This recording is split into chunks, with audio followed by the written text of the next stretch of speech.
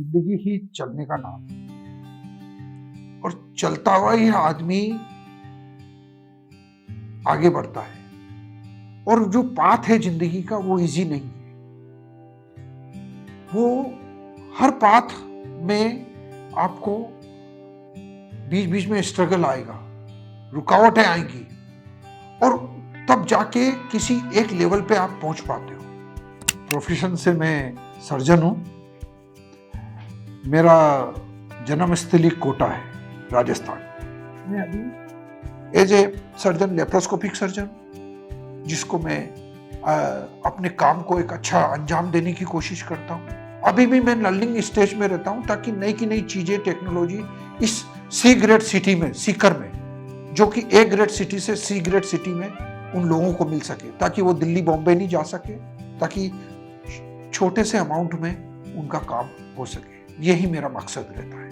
और as a surgeon मुझे बहुत खुशी है कि मैं लोगों के और इस सोसाइटी के काम आ सकूं। कोई भी काम हो उसमें पहले तो इंटेंट, प्योरिटी चाहिए आपको, कि उस काम के प्रति प्योरिटी होनी चाहिए। फिर उसके बाद उसके पैशनेट होना चाहिए। फिर उसके बाद आपका प्रेफरेंस, कि आपको सबसे पहले प्रायोरिटी क्या देनी है उसके काम। फिर परसिवरेंस, कि कंटिन्यूअसली उसको लगे रहना है, तब जाके कोई काम परफेक्शन में आता है।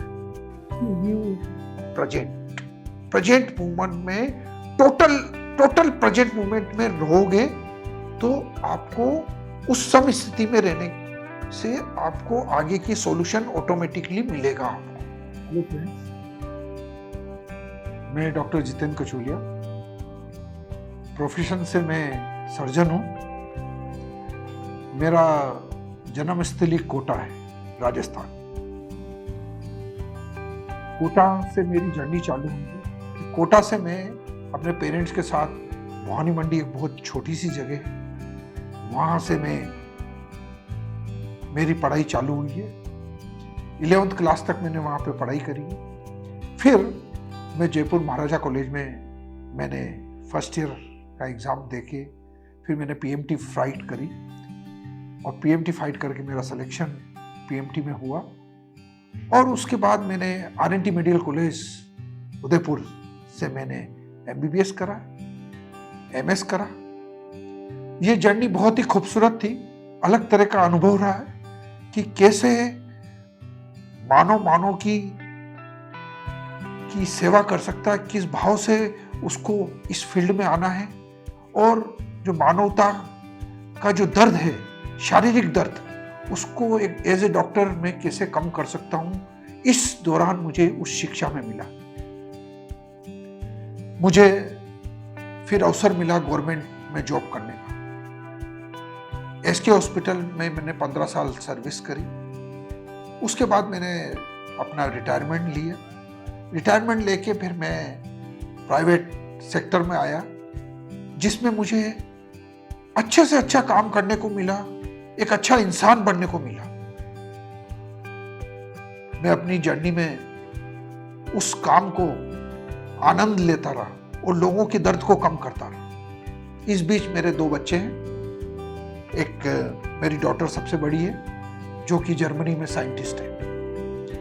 मेरा बच्चा छोटा इशित, वो दिल्ली में अभी डॉक्टर की पढ़ाई कर रहा है। मेरी वाइफ डॉक्टर दिव्या कचोलिया, वो गायनिकोलॉजिस्ट से रिनाउंड, हम साथ ही काम करते हैं। मेरी एक मदर है जिसने कि मुझे बड़ा करा है, बड़ा इंथुजियाज्म है उनके उसमें, और बहुत ही अच्छे संस्कार से मुझे नवाजा है। और उसका ये प्रतिफल मुझे मेरे वर्क में मैं लाने की कोशिश करता हूँ कि मैं लोगों को अच्छा स्वास्थ्य दे सकूं। मेरा पैशन सर्जरी रहा है। सर्जरी के दौरान मुझे, सर्जरी जब लर्न कर रहा था, उस दौरान मुझे यह महसूस हुआ कि जो शारीरिक पीड़ा को अपन बहुत जल्दी से सर्जरी के द्वारा दूर कर सकते हैं। कोई अगर किसी को अगर ऐसी प्रॉब्लम आती है जिसमें ऑपरेशन की जरूरत होती है, तो ऑपरेशन के दौरान उसका दूसरे दिन ही उसका रिस्पॉन्स मिलता है और उसको बहुत जल्दी फायदा हो जाता है। पर वो जर्नी बहुत लंबी होती है सीखने की। उसमें आपको पैशनेट होना पड़ता है उस वर्क के प्रति बिल्कुल एकदम समर्पण चाहिए, तब जाके वो चीज फिनिशिंग लेवल पे आती है। कोई भी काम हो उसमें पहले तो इंटेंट प्योरिटी चाहिए आपको, कि उस काम के प्रति प्योरिटी होनी चाहिए। फिर उसके बाद उसके पैशनेट होना चाहिए। फिर उसके बाद आपका प्रेफरेंस, कि आपको सबसे पहले प्रायोरिटी क्या देनी है उसके काम में। फिर परसिवरेंस, कि कंटिन्यूअसली उसको कंटिन्यूअसली लगे रहना है, तब जाके कोई काम परफेक्शन में आता है। हमारी जब हम सर्जरी सीख रहे थे तब जमाने में ओपन सर्जरी होती थी। धीरे धीरे हमने टेक्नोलॉजी सीखी, दिल्ली बॉम्बे जाके बड़े बड़े मेट्रो में उस टेक्नोलॉजी को एक्सेप्ट करा। फिर हम लेप्रोस्कोपिक उस सर्जरी को करने लगे, जिसमें कि एक छोटे से चीरे से वो बड़ी बड़ी सर्जरियां हो जाती है। मनुष्य को बहुत कम पेन होता है और वो जल्दी ठीक होता है। इसका हमें ड्रामेटिक इफेक्ट मिला और पब्लिक को इतनी खुशी मिली उस सर्जरी को करने के बाद, वो जल्दी काम पे जाने लगे। इसका हमें फायदा मिला। एज ए सर्जन, मैं अभी as a surgeon, laparoscopic surgeon, जिसको मैं अपने काम को एक अच्छा अंजाम देने की कोशिश करता हूँ। अभी भी मैं लर्निंग स्टेज में रहता हूँ, ताकि नई की नई चीजें, टेक्नोलॉजी इस सी ग्रेड सिटी में, सीकर में, जो कि ए ग्रेड सिटी से सी ग्रेड सिटी में उन लोगों को मिल सके, ताकि वो दिल्ली बॉम्बे नहीं जा सके, ताकि छोटे से अमाउंट में उनका काम हो सके। यही मेरा मकसद रहता है। और एज ए सर्जन मुझे बहुत खुशी है कि मैं लोगों के और इस सोसाइटी के काम आ सकता हूँ। मुझे कॉलेज में पढ़ रहा था, शुरू से ही था।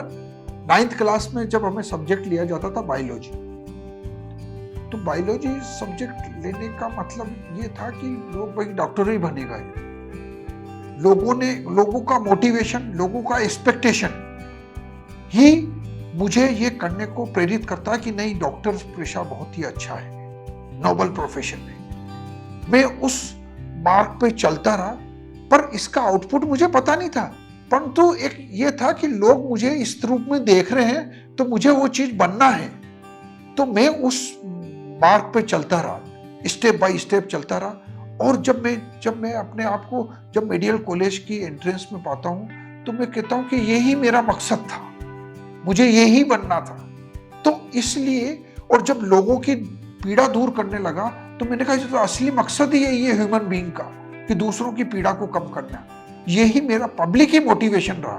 पब्लिक के दर्द ने ही मुझे मोटिवेट करा कि मैं उनको दर्द को कैसे कम कर सकूं। इसलिए मैंने सर्जिकल ब्रांच एज ए चिकित्सक में अपनी जिंदगी को चालू करी। मेरी लाइफ में मेरे आदर्श के रूप में मेरे फादर, जो कि अभी इस दुनिया में नहीं है, उनका इतना दूसरों के प्रति जो सेवा भाव रहा है वो सराहनीय है। आज उनको इतने साल हो गए हैं, वो हर एक व्यक्ति को, वो बिरलाज में प्रेसिडेंट की पोस्ट पे होने के नाते अपने गांव के सभी लोगों को, जो गरीब तबके के लोगों की सेवा करते थे, उनको जॉब दिलाते थे, उनके घर का पालन पोषण करते थे। वो चीज मैंने शुरू से जब बचपन से देखता था, तो मुझे लगता था कि लोग इतना प्यार क्यों करते हैं, इनको इतना सम्मान क्यों देते हैं। तो उसके पीछे की हिस्ट्री जब मैं बड़ा होने लग गया, समझने लगा, तो मुझे लगा कि ये चीज लोगों को देने से, आप दोगे तभी वो चीज मिलेगी। तो ये चीज एक तो मेरे फादर से सुनी, और एक दूसरे मेरे father in law doctor GL Rathi से। इनके प्रति जो इन्होंने प्रोफेशन में जो परफेक्शन लाया है, और एज ए ह्यूमन बीइंग इन्होंने जो जिंदगी जी आफ्टर डॉक्टर बनने के बाद, वो इनसे सीखने को मिली है कि केवल आपका प्रोफेशन आपका अर्निंग सोर्स नहीं है। आप इस प्रोफेशन को एज ए अर्निंग सोर्स नहीं लेना है। आपको केवल ये लेना कि आप ह्यूमन बीइंग हो, और आप में जो ऊपर वाले ने जो ह्यूमन बीइंग को अच्छा स्वास्थ्य देने की जो आपको शिक्षा दी है, आप उसका यूज करें, ताकि लोगों को उससे राहत मिले। तो ये, और बिना एक्सपेक्टेशन के आप अपने कर्म को करेंगे। तो ये चीज हमने डॉक्टर GL राठी से सीखी है, जिनमें पूरा समर्पण रहा है इस काम को करने का। और as a human being, as a doctor, he is really a genius person. मैं उनको सैल्यूट करता हूँ, और मैं अपने आप को बहुत खुशकिस्मत भी मानता हूँ कि मैंने जो भी सर्जरी में सीखा है वो उन्हीं से ही सीखा है। जिंदगी ही चलने का नाम, और चलता हुआ ही आदमी आगे बढ़ता है। और जो पाथ है जिंदगी का, वो इजी नहीं। वो हर पाथ में आपको बीच बीच में स्ट्रगल आएगा, रुकावटें आएंगी और तब जाके किसी एक लेवल पे आप पहुंच पाते हो। आज जो ये जर्नी है चिकित्सा के क्षेत्र की, सर्जरी की, ये जर्नी सीधी इजी गोइंग नहीं है। इसमें हमारा काम के प्रति डिवोशन, काम के प्रति पॉजिटिविटी, काम के प्रति लगे रहना, हार नहीं मानना, ये सारी जब बात होती है तो इसके पीछे एक व्यक्ति जो कि हमेशा मोटिवेशन का कारण रहा है। मैं मेरी जिंदगी में सबसे बड़ा इस जब एनवायरमेंट या सिचुएशन आपके फेवर में नहीं रहती, आपको कैसे सम स्थिति में रहना है, उस स्थिति में मेरे सामने, मैं ओशो का भक्त हूं, तो ओशो की आइडियोलॉजी पे मैं अपने आप को रखता हूं। उनकी जो विचारधारा है उसका संक्षिप्त रूप है प्रेजेंट मूवमेंट में, टोटल प्रेजेंट मूवमेंट में रहोगे तो आपको उस सम स्थिति में रहने से आपको आगे की सॉल्यूशन ऑटोमेटिकली मिलेगा आपको।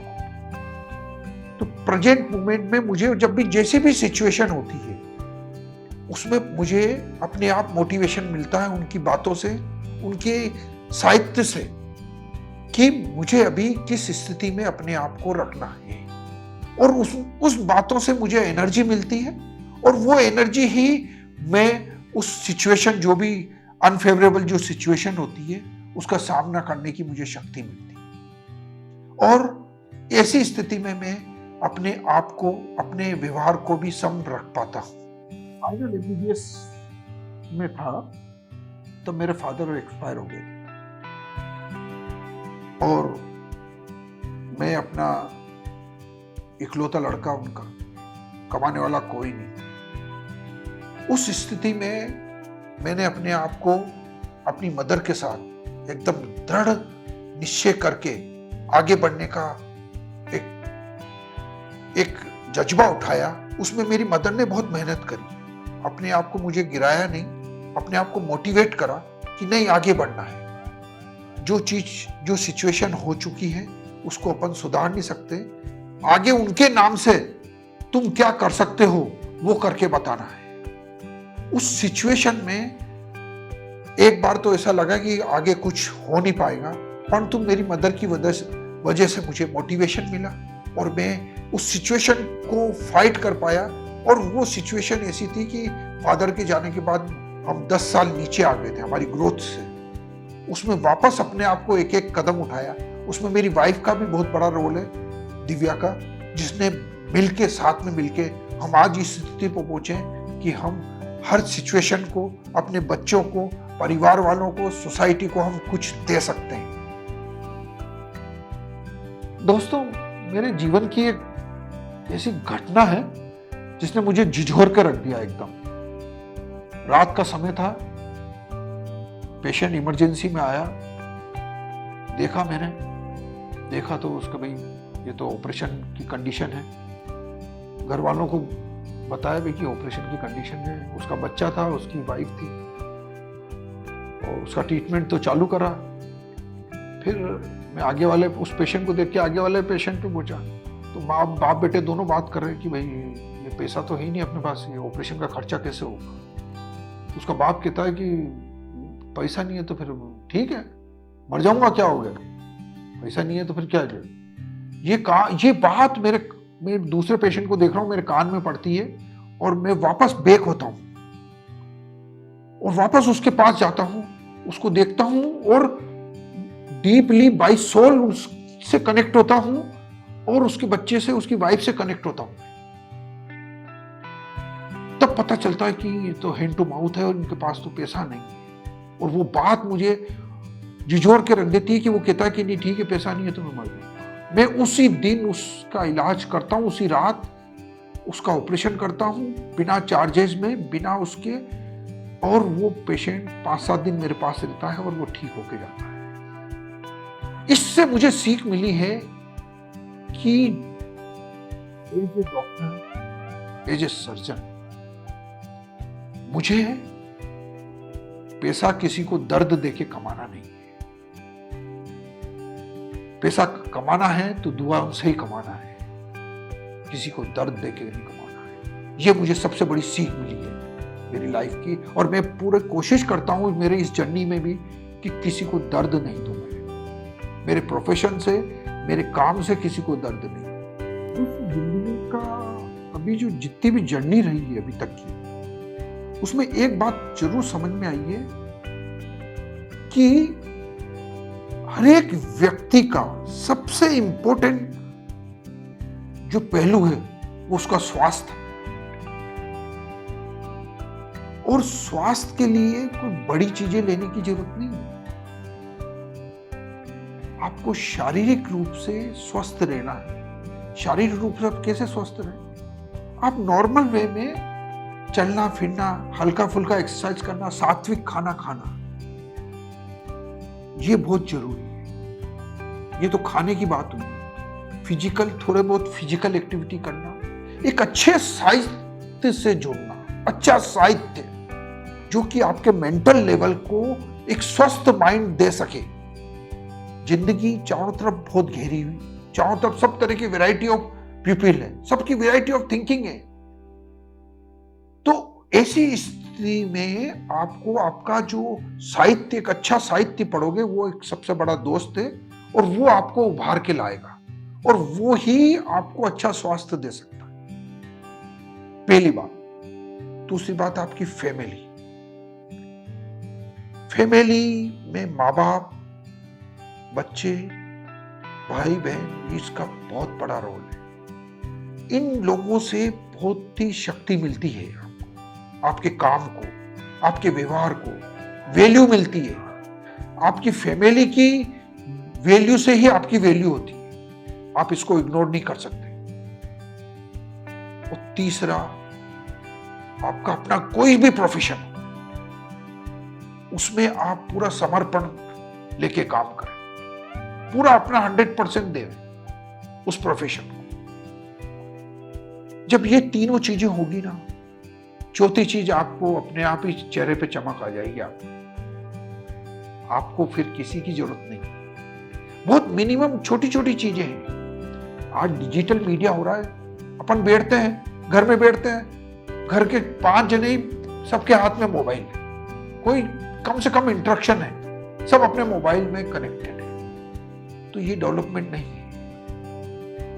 ये तो जो सोल टू सोल कनेक्शन होगा ना, बातों से होगा, वो सोल टू सोल कनेक्शन आपको रखना पड़ेगा, और वो ही एक अच्छा स्वास्थ्य का कारण है।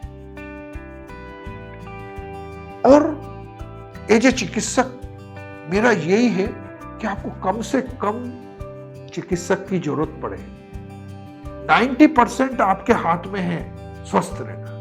10% है कि भाई अब नहीं हो गया, कोई चीज कंट्रोल नहीं है, तो आप चिकित्सक की जरूरत अपने को राय लेनी पड़ेगी। 90% आपका फिजिकल एक्टिविटी, स्पिरिचुअल और फैमिली, ये तीनों काम आपको अपने आप को स्वस्थ रख सकते हैं। मैं अपने आप को बहुत ही गौरवान्वित महसूस करता हूं कि मैं एक भारतीय हूं,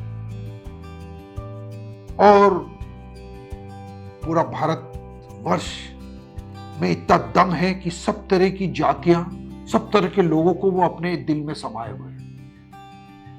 ये हर एक के बस का काम नहीं है। और इन भारतीयों को मैं सलाम करता हूं कि आप भारत देश के वासी हैं। इस भारत देश को सुनहरा बना रहे, उसके लिए हर भारतीय को, एज ए चिकित्सक मैं कहूंगा, स्वास्थ्य पे सबसे पहले ध्यान रखना। अच्छा स्वास्थ्य अच्छा भारत का निर्माण करेगा। और स्वास्थ्य की बात करता हूं तो बहुत बड़ा स्वास्थ्य की बात में करता हूं, तो आपके जो बड़े बड़े हॉस्पिटल दिमाग में नहीं आने चाहिए, या बड़े बड़े जिम याद नहीं आने चाहिए। आपको केवल दिमाग में मिनिमम बेसिक चीज आनी चाहिए कि सुबह जल्दी उठना है, थोड़ी एक्सरसाइज करनी है, स्पिरिचुअलिटी पे ध्यान रखना है, और सात्विक खाना खाना है। ये 3 चीजें ही आपको अच्छा भारत का निर्माण कर सकती है। और जब आप अपने घर से बाहर निकलते हैं सोसाइटी में जाते हैं तो अपनी चीजों को, जगह को, आसपास की सोसाइटी की जगहों को साफ सुथरा रखने की कोशिश करें। आप खुद ही गंदगी फैलाएंगे, आप खुद ही न्यूसेंस फैलाएंगे। जिस जगह जो चीज होनी चाहिए और जिस वे में आपको सोसाइटी में उठना बैठना है, सफाई रखनी है, आप गाड़ी में भी अगर रोड पे भी जा रहे हैं तो उसको फॉलो करना पड़ेगा, रोड के सारे नियमों को, है तो वो नियम अपने को फॉलो करने हैं ताकि एक अच्छे भारत का निर्माण हो सके। केवल प्राइम मिनिस्टर या चीफ मिनिस्टर या नेताओं का काम नहीं है केवल भारत को निर्माण। एक भारतीय वासी की जिम्मेदारी है कि अपने देश को स्वस्थ भारत का निर्माण में सहयोग कर सके, और वो शुरुआत आपसे ही होती है। मुझे बहुत खुशी है कि मैं आपके साथ कनेक्ट हो रहा हूं और मेरी आवाज को आप तक पहुंचाने की एक छोटी सी कोशिश है। शायद आपको मेरी आवाज पसंद आवे। इस मेरी जिंदगी की जर्नी में जब मैं सर्जन बन गया तो मेरा कनेक्शन रोटरी क्लब से हुआ, जिसमें डॉक्टर जीएल राठी, बलवंत सिंह चिराना, सुनील मोर, अमर सिंह जी कविया, ये कुछ senior person, doctor SL Soni, ये लोग सीनियर पर्सन इसमें रोटरी में अपनी सेवाएं देते थे। मेरा भी सहयोग ऐसा रहा कि मुझे एज ए सर्जन इस रोटरी में काम करने का मौका मिला। ये लोग हर महीने एक कैंप चलाते थे सर्जिकल, जिसमें फ्री कैंप में लोगों की सेवा करते थे, ऑपरेशन करते थे, हर महीने सेकंड सैटरडे संडे को। जब मैंने ये देखा इनका devotion, doctor GL Rathi, doctor SL Soni का, मैं दंग रह गया कि यार सप्ताह में एक बार ये पूरे ऑपरेशन फ्री ऑफ चार्ज में जो गरीब तबके के लोगों का करते थे। मैंने उसको ज्वाइन करा और मुझे बहुत आनंद आया उसको जब मैं करता, तो बहुत ही आनंद आया। उसका आनंद लिया मैंने कि यार जो गरीब तबके का लोग है, जो कि हैंड टू माउथ है, उनकी सेवा करने का मौका मिला एज ए सर्जन। रोटरी से एक बात सीखने को मिली है, एटीट्यूड ऑफ गिविंग। आप क्या दे सकते हैं वो रोटरी से सीखने को मिला। जो जिस टाइप का आप देंगे उसी टाइप का आपको मिलेगा रिस्पॉन्स। तो ये भाव हमेशा रोटरी से सीखा है कि ये आपको कुछ ना कुछ, आपके पास जो भी है देने की भावना रखो, प्यार की भावना रखो, वो भी एक देना ही है। स्माइल की भावना है, किसी की सेवा कर सको उसकी भावना है। तो ये रोटरी का बहुत बड़ा रोल है मेरी जिंदगी में कि मुझे ये सिखाया कि देना आना चाहिए, वो किसी भी फॉर्म में हो।